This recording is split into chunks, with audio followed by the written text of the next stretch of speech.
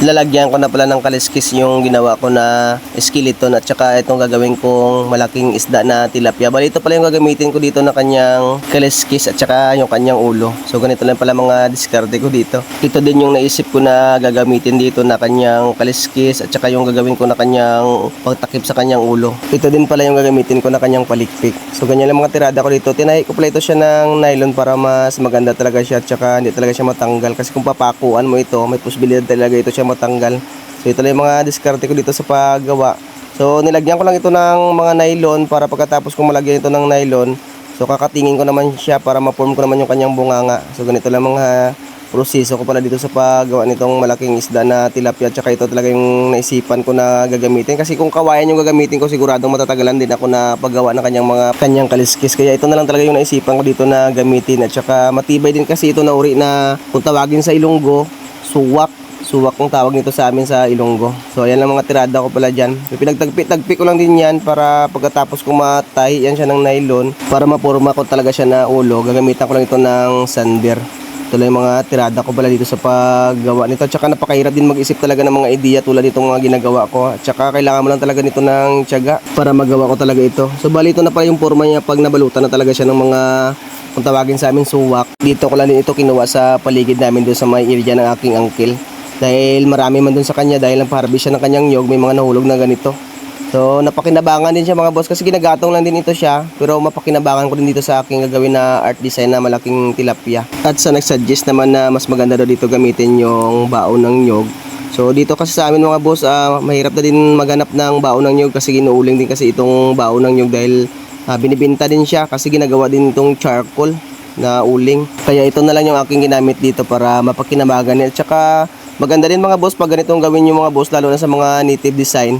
So kakaiba talaga yung design niya, tsaka ma-appreciate mo talaga na gawang ano talaga siya ba, yung materials niya galing lang pala sa nyugan, 'di ba? Yung mga party pala ng mga nyog mapakinabangan din pala, hindi lang yung baon ng nyog, pati din ito kanyang kung tawagin sa amin suwak. O, hindi ko lang alam sa inyo mga boss kung ano yung tawag ninyo nito sa inyong lugar. Kahit yung sander ko dito nahirapan talaga mag-cutting nito mga boss dahil kung tawagin sa amin napakakunat din talaga itong kanyang materials na ito, yung kanyang suwak ng nyog. Ang una ko palang naisip dito na gagamitin ko sana dito yung kanyang kaliskis, yung kawayan. Ang problema lang mga boss, matagal-tagal din siyang gawin. Napaka-proseso lang din kasing gamitin yung kawayan.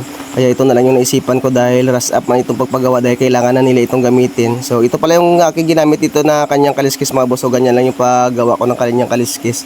Tsaka tatayin ko lang din yan siya ng nylon. Hindi kasi pwedeng gamitin dito yung pangdikit mga boss dahil yung pangdikit may posibilidad talaga siya na masira. So itong nylon mas maganda talaga ito. Kaya ginawa ko na pala siya dito ng kanyang kaliskis. Ganito pala yung una kong ginawa dito mga boss. Gumawa muna ako ng maraming gagamitin ko na kaliskis. Pagkatapos ganito lang mga tirada natin dyan. Tatayin lang siya ng nylon para mas maigpit din talaga siya. Para kahit anong hangin yan mga boss, hindi talaga siya masira. At saka maulanan man siya, hindi talaga siya masira. Dito lang talaga ako natagalan sa pag-isip ng idea kung paano ko siya gagawin at saka kung paano ko ito ilalagay. First time ko lang din kasi gumawa ng malaking isda na tulad nitong isda na tilapia na pinagawa sa akin. Kahit first time ko pa man gumawa nito, ang kailangan mo lang talaga dito mga boss, pag-isipan mo talaga kung paano mo siya gawin at saka matinding imahinasyon. Tulad ko mga boss sa paggawa ko ng mga art design sa driftwood. So pinag-iisipan ko din talaga yan siya kung paano ko gawin, kung paano ko talaga magawa yung mga gusto kong gawin na art design. So kailangan mo lang talaga dyan mga boss, tiyaga lang din talaga kung gusto mong gawin, talagang subukan mo. Kasi wala namang mawawala mga boss pag sinubukan mo, pag magkamali ka man mga boss, party din yan ng iyong success. Kaya ako mga boss, subok-subok lang, hindi mo kailangan matakot magkamali. So bali ito na pala yung resulta ng aking ginawa dito. Bali ito pala muna yung natapos ko dito at naabutan ako ng hapon at umulan pa, kaya hindi na ako nakapaghanap ng mga gagawin kong kanyang kaliskis. So kung mapapansin nyo mga boss, yung pag voice over ko marinig nyo talaga na umuulan pa dahil hanggang ngayon umuulan pa talaga.